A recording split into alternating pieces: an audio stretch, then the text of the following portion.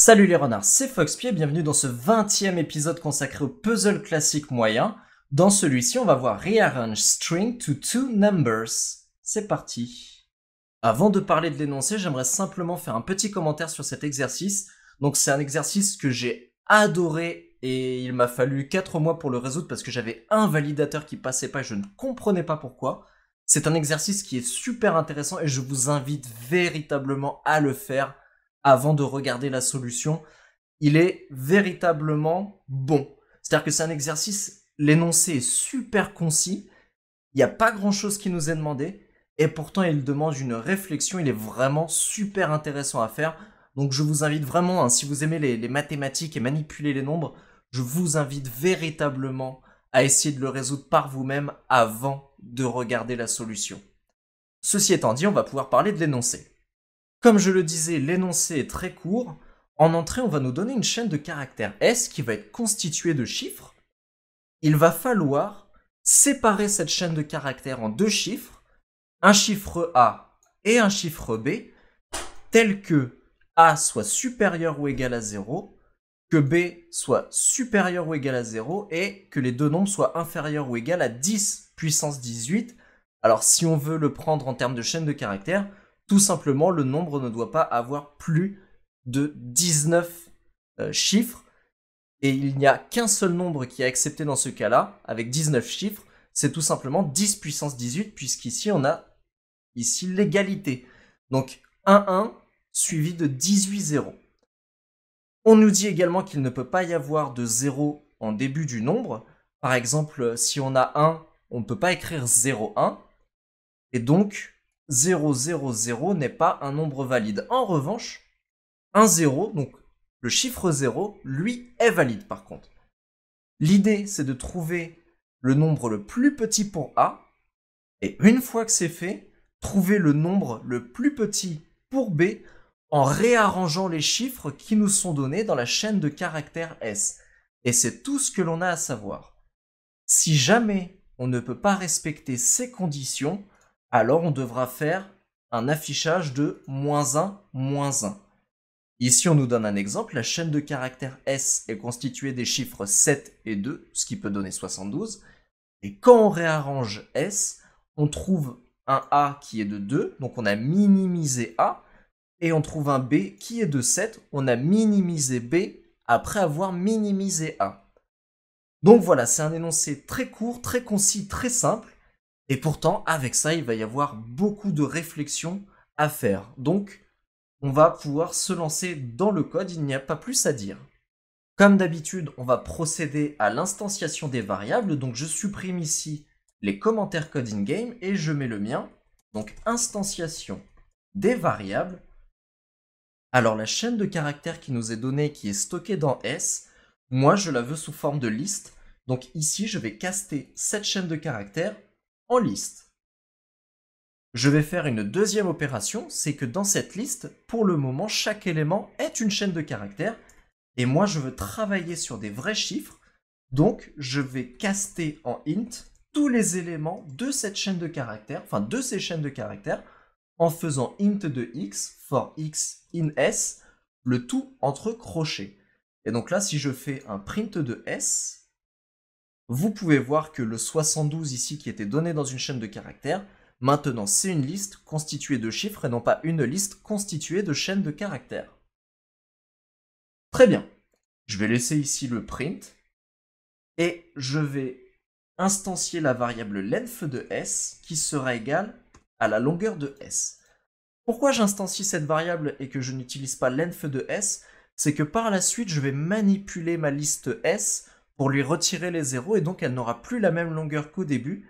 J'ai donc besoin de garder en mémoire sa longueur initiale pour procéder, vous allez voir plus tard, à des petits travaux sur des booléens pour tester tout simplement si on peut trouver deux nombres, donc les nombres A et B ou non. Une fois que ça c'est fait, je vais trier ma liste, du coup du chiffre le plus petit au plus grand, vous allez voir à quoi ça va nous servir tout à l'heure. Donc s.sort, et je vais instancier une nouvelle variable que j'appelle number of zeros, qui va compter le nombre de zéros que l'on a dans notre liste. Pour ça, je vais faire appel à une méthode personnelle que je vais coder juste après, find zeros in list and remove them. Autrement dit, on va compter le nombre de zéros dans cette liste et on va les enlever de la liste. Donc en paramètre, elle prend S, ma liste de chiffres. Avant de coder find zeros in list and remove them, je vais juste instancier d'autres variables. Tout d'abord A et B, qui pour le moment sont chacune égales à -1, autrement dit le cas où on ne trouve pas de nombre A à minimiser, puis de nombre B à minimiser. Et enfin, un booléen, find_result, qui va pour le moment être instancié à false, et puis vous verrez pourquoi par la suite. Alors, je vais remonter en haut de mon code, et je vais procéder à la définition de find zeros in list and remove them. L'idée derrière cette méthode, c'est de compter le nombre de zéros, donc je vais instancier une variable number of zeros, qui sera à 0. Je vais faire une boucle while 0 in S, tant qu'il y a des zéros dans ma liste S, je retire ce 0, s.remove 0, donc remove c'est une méthode des listes qui permet tout simplement d'enlever l'élément qu'on lui passe en paramètre. Ici je lui passe le 0 en paramètre, donc ça va retirer de la liste un 0, pas tous les zéros, un 0. Je passe à la ligne suivante et je procède à une incrémentation de number of zeros, puisqu'en effet, si on est rentré dans le while et qu'on a fait un tour de boucle, c'est qu'on a bel et bien trouvé un 0 dans S, et donc je peux procéder à une incrémentation de number of zeros. Cette méthode est maintenant terminée, il ne nous reste plus qu'à renvoyer number of zeros. Et donc ici, on va récupérer le nombre de zéros et notre S va être modifié de telle sorte que les zéros ne seront plus dans celle-ci, dans cette liste. Alors je vais faire un print de S pour que vous voyez, print S file égale 6.stder, et je vais essayer, voilà, l'exemple 4, too many zeros.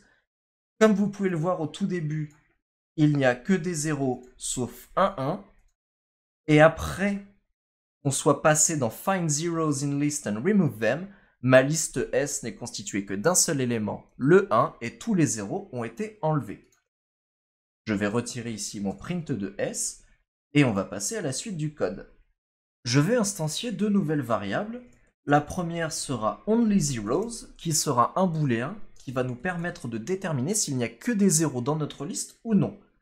OnlyZeros égale true if length de S égale 0.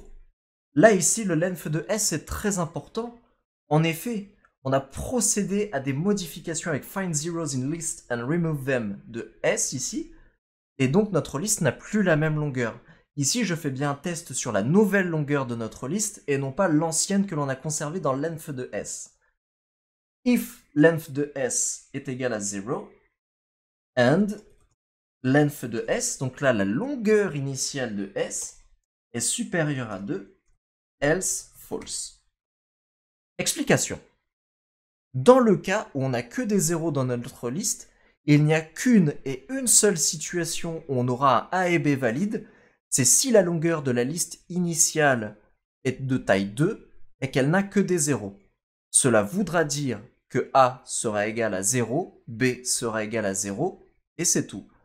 En revanche, si notre liste est inférieure à 2, donc s'il n'y avait qu'un seul élément au tout début, on ne peut pas constituer deux nombres à partir de cette liste.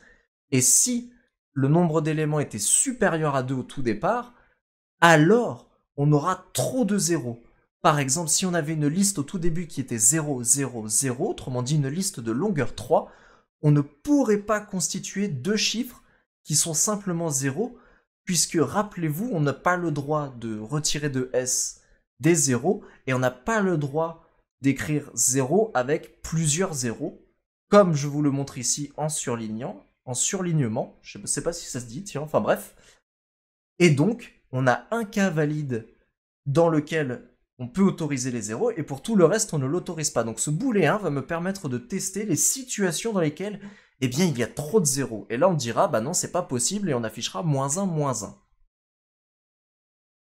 J'ai une deuxième variable que je vais instancier, not enough digits, celle-ci sera égale à true si length de S est supérieur à 20 et que number of zeros est égal à length de S moins 1, sinon false.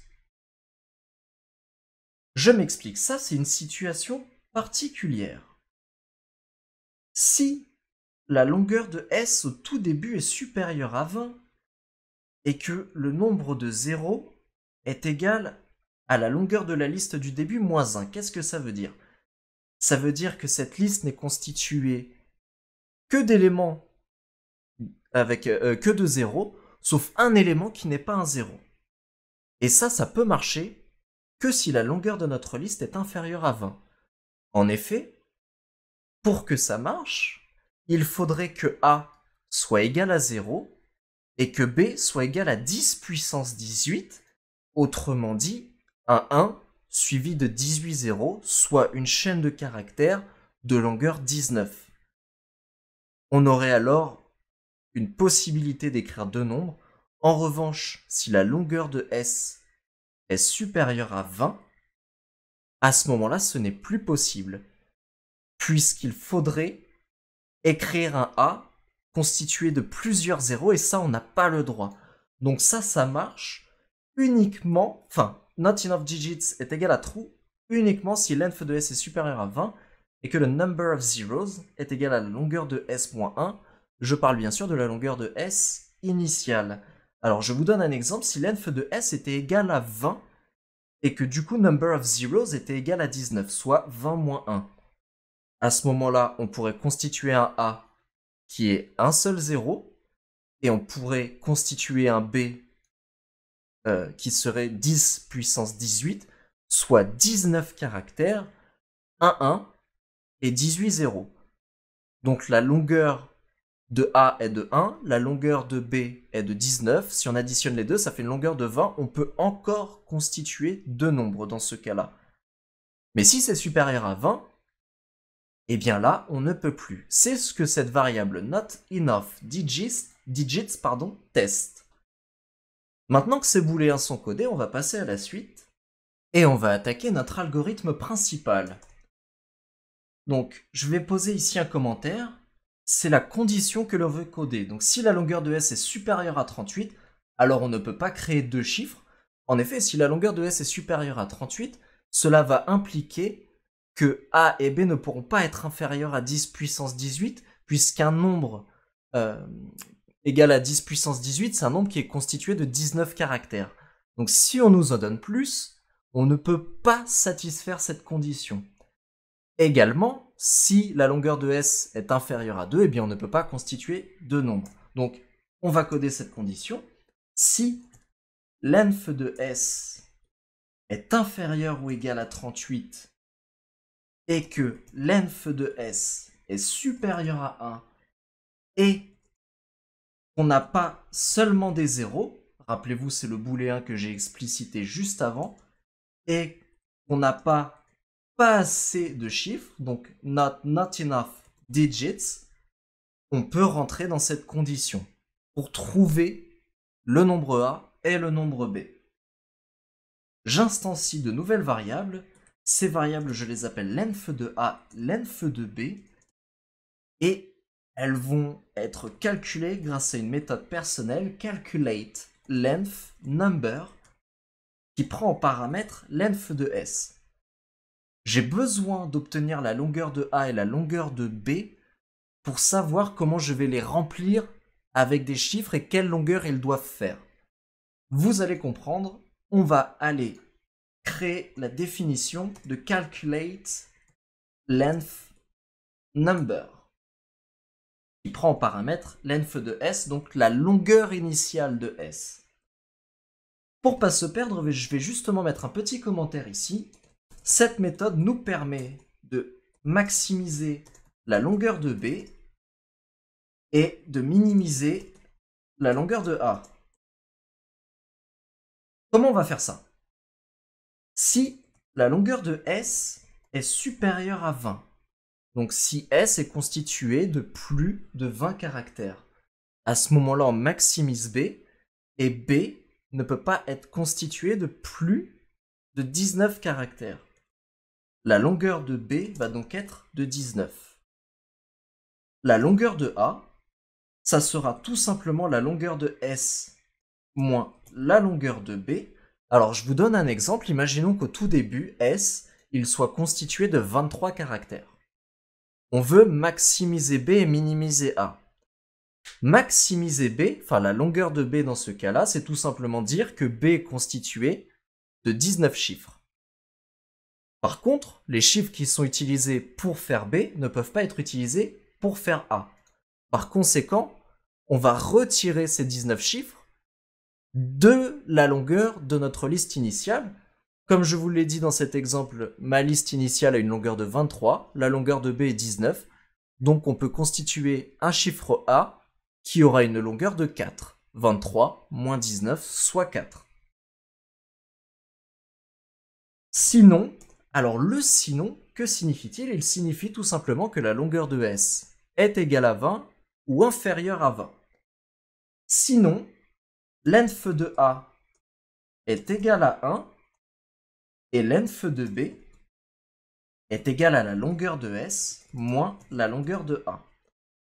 En effet, dans ce cas-là, on peut minimiser A en le constituant que d'un seul chiffre, puisqu'on a 20 caractères ou moins. Et B va prendre du coup les caractères restants, soit la longueur de S moins la longueur de A. Je vous donne un exemple. Si on avait un S qui avait une longueur de 17, eh bien A aurait une longueur de 1, et B, par conséquent, le chiffre qui est utilisé par A ne peut pas être utilisé dans B, donc la longueur de B serait 17 moins 1, 16. B aurait une longueur de 16. Puisque, rappelez-vous, l'objectif, c'est de minimiser A avant de minimiser B.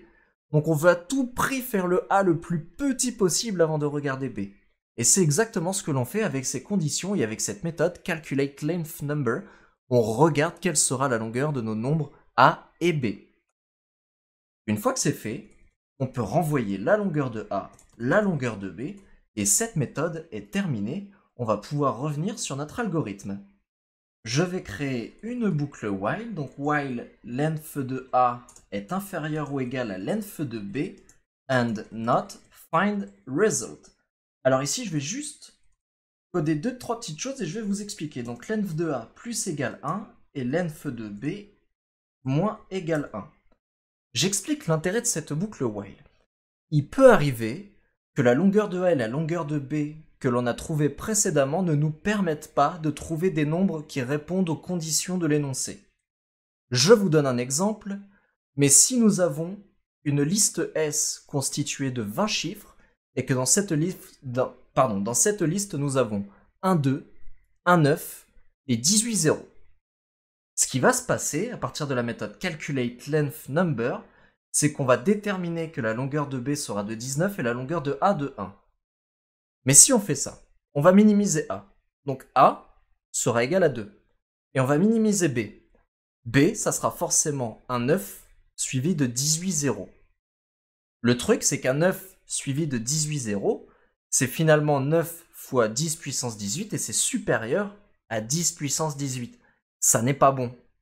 Pour ça, on refera un tour de boucle et on va incrémenter la longueur de A et décrémenter la longueur de B pour pouvoir trouver tout simplement deux nombres qui puissent correspondre à ce que nous demande l'énoncé. Donc voilà tout l'intérêt de cette boucle.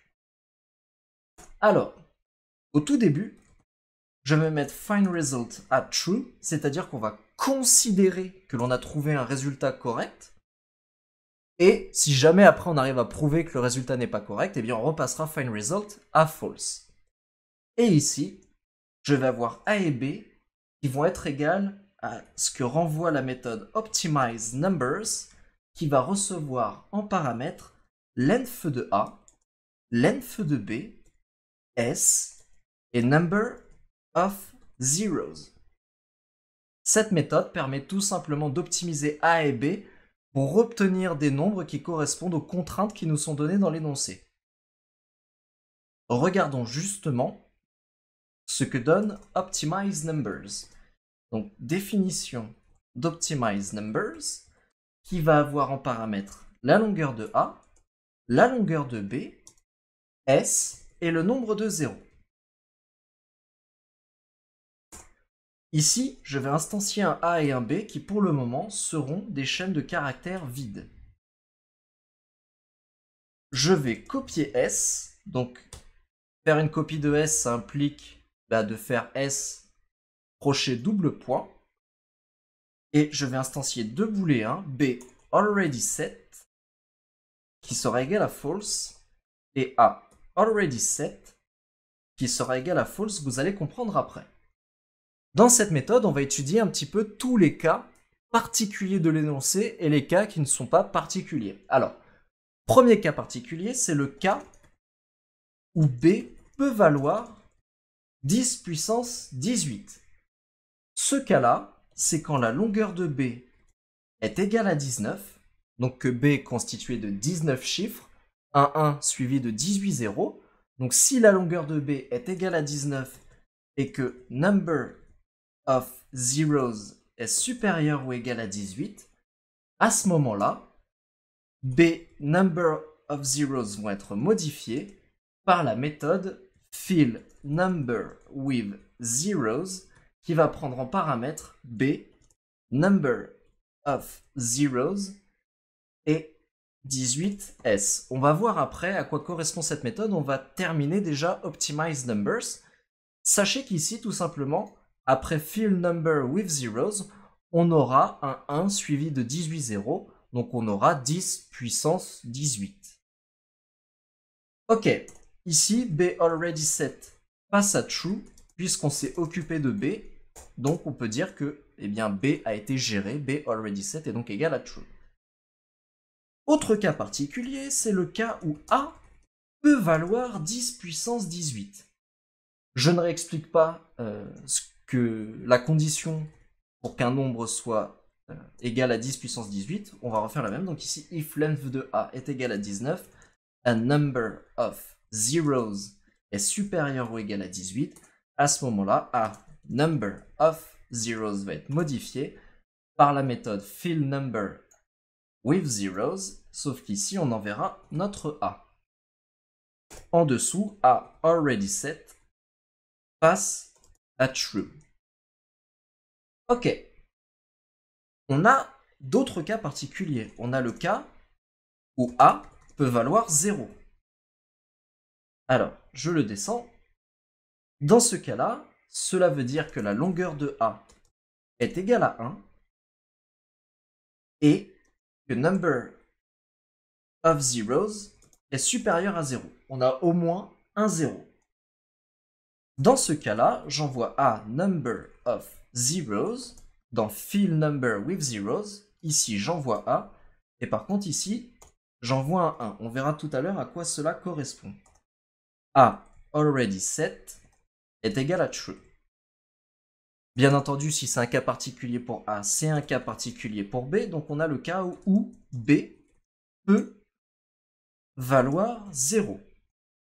Dans ce cas-là, si la longueur de B est égale à 1 et que number of zeros est supérieur à 0, alors B number of zeros est égal à fill number with zeros. Et ici, on envoie B en paramètre et on met un 1. B already set est égal à true. À présent, on a géré nos cas particuliers. On va gérer les cas normaux. Pour ça, on a une condition, c'est if not A already set. Autrement dit, si A n'était pas un cas particulier et que du coup on ne l'a pas déjà défini, on va rentrer dans cette condition. Et là, on va changer A et number of zeros avec la méthode calculate number. Donc c'est une autre méthode que l'on va voir après. Une méthode qui va prendre en paramètre A, length de A, S et number of zeros. Très bien. On peut faire la même pour B. Donc, si not B already set, B number of zeros est égal à calculate number B, length de B, S, number of zeros. Donc là ici, cette méthode calculateNumber va tout simplement trouver un nombre minimal pour ensuite bien tout simplement définir A puis définir B. Une fois que cette méthode a calculé ce que l'on attendait d'elle, elle renvoie A et B. Et donc vous voyez ici, on récupère bien A et B. Là, la méthode optimizeNumbers, elle est terminée. On va justement regarder du côté de fillNumber with zeros et du côté de calculateNumber.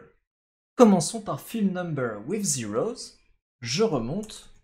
Je crée sa définition. Donc def fillNumbers with zeros. C'est number au singulier. Et alors, ça prend en paramètre donc un numéro, number of zeros to set et s. Alors, number of zeros, c'est le nombre de zéros que l'on a dans s à l'instant t, et number of zeros to set, c'est le nombre de zéros que l'on doit ajouter à notre nombre. Ok. Alors, num, je vais le mettre égal à une chaîne de caractères vide. Et ensuite, je vais faire num plus égal str de min de s si number of zeros to set est supérieur à 1. Sinon, je ne lui concatène rien. Je m'explique. Si le nombre de zéros à ajouter derrière le premier chiffre est supérieur à 1, ça veut dire qu'on va avoir un chiffre et puis derrière plein de zéros. À ce moment-là, on récupère le chiffre minimum dans S et on le transforme en chaîne de caractères. Et sinon, si on n'a qu'un seul zéro à ajouter, c'est qu'en fait le nombre n'est constitué que d'un seul zéro. Et donc avant, il n'y a pas de chiffre qui provient de S, ça sera juste un zéro. Et donc à ce moment-là, eh bien, on ne fait rien, on a juste une chaîne de caractères vide dans le else. Num plus égal 0 fois numbers of zeros to set. Là, c'est... Alors pour vous donner un exemple, si mon nombre devait être constitué de 7 caractères, on aurait été chercher pour le premier caractère le nombre le plus petit dans S, par exemple, je sais pas moi, un 3 si c'était le nombre le plus petit, et ensuite derrière, on aurait mis le nombre de zéros qu'il y a à mettre, donc 6 zéros. Donc number of zeros to set aurait été égal à 6, et on aurait eu notre chiffre obtenu dans S le plus petit, auquel on aurait concaténé eh bien 6 zéros, et donc on aurait un nombre d'une longueur 7 dans une chaîne de caractères. En revanche, vous voyez ici que du coup, comme si number of zeros to set était égal à 1, alors on passe dans le else ici et on a juste une chaîne de caractères vide, et on concatènerait à cette chaîne de caractères vide un seul 0 puisque number of zeros to set serait égal à 1, donc on aurait un seul 0, finalement notre nombre serait le chiffre 0. Autre condition, if number of zeros to set est supérieur à 1, alors c'est qu'on a été puiser un nombre dans S, et ce nombre-là, on le retire. Alors on a été chercher le nombre le plus petit de S avec la méthode min, donc on va retirer le nombre le plus petit de S. Ensuite, number of zeros moins égal number of zeros to set. Là c'est pareil, imaginons que dans notre liste S, nous avions, je sais pas moi, 14 zéros. Et là, nous avions à constituer un chiffre composé de 6 zéros. Eh bien, on a déjà utilisé 6 zéros, donc il faut les prendre en compte. Donc, on va les décrémenter de number of zeros, ce qui ferait 14 moins 6 dans mon exemple. Il nous resterait 8 zéros à utiliser.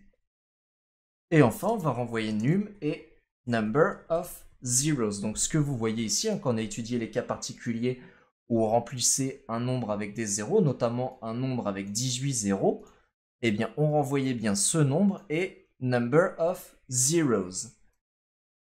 Alors ça marche pour justement ces 4 cas. Le cas où on veut un seul 0 et le cas où on en voulait 18. Hein, ces cas particuliers très précis. Et maintenant, il va nous falloir gérer les cas classiques. Donc les cas qui font appel à la méthode calculateNumber. On va définir cette méthode tout en haut. Donc définition calculateNumber. Cette méthode prend en paramètre donc un nombre et la longueur de ce nombre. Alors num, length num, et elle prend également en paramètre s et le nombre de 0. Donc ici, on aura s et number of zeros. Ok. Que veut-on faire? On envoie un nombre et ce nombre-là, finalement, à chaque fois, il faut le minimiser avec les éléments de la liste qui restent. C'est quoi minimiser un nombre? Eh bien, si ce nombre doit être d'une longueur bien supérieure à 1, ça veut dire que on va prendre tous les chiffres les plus petits, on va les concaténer, puis s'il nous reste des zéros, eh bien, les zéros, sachant que ce sont les chiffres les plus petits, eh bien, à ce premier chiffre, on concaténera des zéros. C'est un petit peu l'idée derrière cet algorithme. Donc, for i in range length de num, et on va créer une condition. Donc, si i est égal à 0, ou que i est supérieur à 0, et que number of zeros est égal à 0, et que length de s, on dit qu'il reste des chiffres dans s, à ce moment-là, on concatène à num le nombre le plus petit de s, et on retire de s le nombre le plus petit, donc min de s. On a une autre condition, elif, i est supérieur à 0 and number of zeros est supérieur à 0. À ce moment-là, on concatène des zéros à notre numéro et on décrémente number of zeros. Petite explication. Si i est égal à 0, sachant qu'un nombre ne peut pas commencer par 0 hormis le chiffre 0, mais ça on l'a déjà pris en compte avant dans le cas particulier où a peut valoir 0 ou b peut valoir 0, donc on n'a pas à le vérifier ici. Donc si i est égal à 0, alors on veut lui concaténer le chiffre le plus petit. Mais ce n'est pas le seul cas dans lequel on veut concaténer le chiffre le plus petit de s. Il y a un cas où i est supérieur à 0, enfin plusieurs cas où i est supérieur à 0, donc c'est-à-dire qu'on est au chiffre suivant le premier, et il ne nous reste plus de 0 à utiliser, donc number of zeros est égal à 0. À ce moment-là, on va reprendre le chiffre le plus petit dans S que l'on trouve et on va les concaténer ensemble. Cependant, si i est supérieur à 0 et que number of zeros est supérieur à 0, alors on va concaténer des zéros puisque 0 est le chiffre le plus petit que l'on peut trouver. Donc voici le fonctionnement de cette méthode. Et celle-ci va, comme fill number with zeros, va renvoyer num et va renvoyer number of zeros. Donc là, on a codé toutes nos méthodes. On va pouvoir revenir sur notre algorithme principal. À présent, on a nos nombres a et b. On va tester si ces nombres sont convenables. Donc test si a et b sont convenables. Autrement dit, qu'ils répondent aux contraintes de l'énoncé. Alors, si a est égal à une chaîne de caractères vide ou que B est égal à une chaîne de caractères vide. Donc là, ce que vous pouvez constater, hein, c'est tous les cas où ils ne sont pas convenables. Pardon. Test si A et B ne sont pas convenables. Donc, si A est égal à une chaîne de caractères vide ou B est égal à une chaîne de caractères vide, si int de A est égal à 0 et length de A est supérieur à 1. En effet, si on fait int de A égale 0, alors que la longueur de A est supérieure à 1, ça veut dire que A est constitué de plusieurs zéros, or c'est interdit. Ou que int de B est égal à 0 et que length de B est supérieur à 1, donc c'est le même test mais sur le chiffre B ou le nombre B. Ensuite, on veut tester bien si B, int de B est supérieur à 10 puissance 18, ça n'est pas bon, ou que A est supérieur à 10 puissance 18, ça n'est pas bon, ou que la longueur de B est inférieure à la longueur de A, ou que int de B soit inférieur à int de A. À ce moment-là, eh bien, find result restera à false, enfin passera à false, vu que, rappelez-vous, au tout début de notre boucle while, on considère qu'on a trouvé le résultat, et justement, si une de ces conditions n'est pas respectée, c'est qu'on ne respecte pas les contraintes de l'énoncé avec les nombres a et b que l'on a trouvés à partir d'optimized numbers. À ce moment-là, on passe find_result à false si une de ces conditions ici est activée. Et donc, on va incrémenter la longueur de A et décrémenter la longueur de B, puisque ça veut dire qu'on ne peut pas trouver de résultat convenable avec ces longueurs de chaîne de caractères là. Et on repasse à une recherche de A et B, puis on reteste, etc. jusqu'à ce qu'on trouve quelque chose de convenable. Donc là, ici, l'algorithme principal, eh bien, il est terminé. Il ne nous reste plus qu'à faire le print final. Donc si find_result, si on a trouvé un résultat, alors on fait un print de A et de B. Si on n'a pas trouvé de résultat convenable, on fait un print de -1, -1. Et là, ça y est, on a enfin terminé l'exercice. Alors c'était assez long, mais on va pouvoir lancer les tests. Alors, j'ai sûrement fait des fautes de frappe, mais on va voir ça très vite. Lançons les tests. Je suis assez surpris que tout passe et que je n'ai pas fait genre mettre un S en trop ou... Putain. Je me permets d'être vulgaire, mais vraiment, je suis content.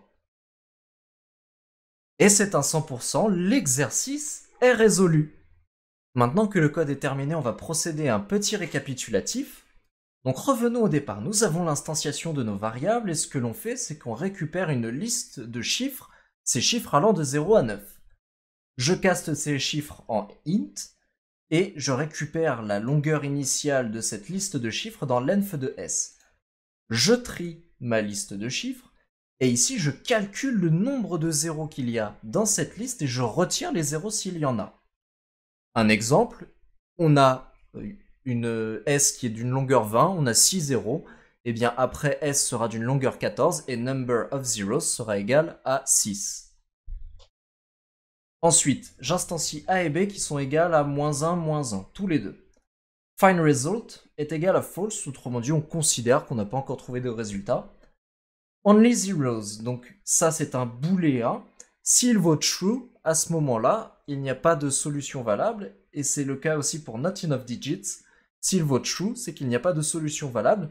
Je les ai explicités précédemment, je ne vais pas les réexpliciter, mais voilà, donc ce sont des tests qui permettent déjà de savoir dès le début si on va pouvoir résoudre ce qui nous est demandé dans l'énoncé ou non. Ensuite, on a une condition. Cette condition, on va y rentrer seulement si en fait on a de la matière pour pouvoir résoudre ce qui nous est donné dans l'énoncé.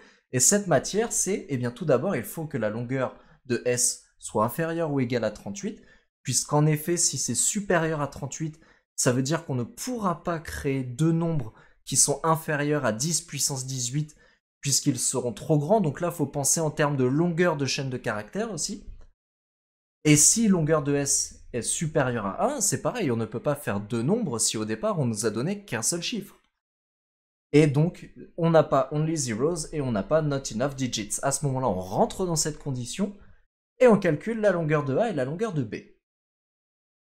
Cette longueur de A et cette longueur de B, elle est calculée de manière hypothétique pour optimiser A et pour optimiser B. Cependant, on ne peut pas répondre forcément à toutes les contraintes de l'énoncé avec ces longueurs optimisées. C'est pour ça qu'ici, on a une boucle while length de A inférieure ou égale à length de B and not find_result.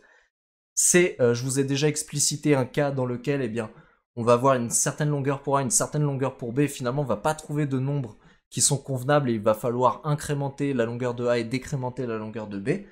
Donc, c'est à ça que sert cette boucle. Ici, justement, à partir des longueurs que l'on a déterminées, on va essayer de trouver un A et un B, donc on va aller dans Optimize Numbers.